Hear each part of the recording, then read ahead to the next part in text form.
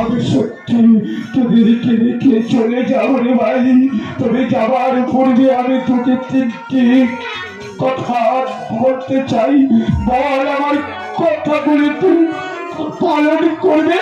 ভাইজান, আমি আপনাকে কথা দিচ্ছি ভাইজান, আপনি আজ আমাকে যা বলবেন তাই আমি অক্ষরে অক্ষরে পালন করবো ভাইজান। তোর কথাগুলি শুনে আমি ওকে আনন্দিত হয়েছি।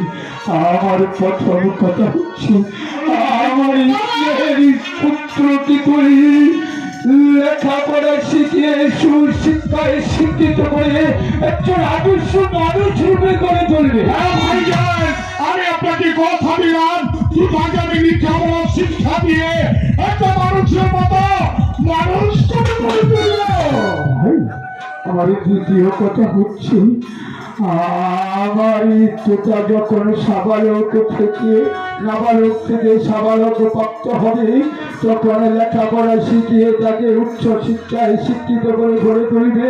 তারপর উচ্চ বংশের কোনো মেয়েদিকে তার সঙ্গে বিয়ে দেবে। বল, কথা দে। আমি আপনাকে কথা দিলাম, তুতা নাবালক থেকে সাবালক হওয়া পর্যন্ত আমি তাকে দেখাশোনা করবো। শুধু তাই নয়, তাকে উচ্চ শিক্ষিত করবো, এমনকি ভালোবাসে মেয়ে দেখে তাকে বিয়ে দেবো।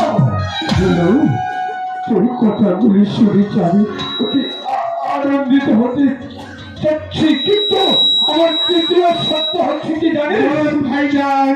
আমার এই 9 লক্ষ টাকার জমিদারি আজ আমি তোর হাতে অর্পণ করে যাচ্ছি। যখন আমার তোর সব কিছু বুঝতে শিখবে, জানবে, তখন আমার এই 9 লক্ষ টাকার জমিদারিটা তুই তার নামে ওই করে দিবে। তাই হবে ভাইজান, তাই হবে। আমি আপনাকে কথা দিচ্ছি, আমার লক্ষ টাকার জমিদারি অর্ধেক অংশ 9 লক্ষ টাকার জমিদারি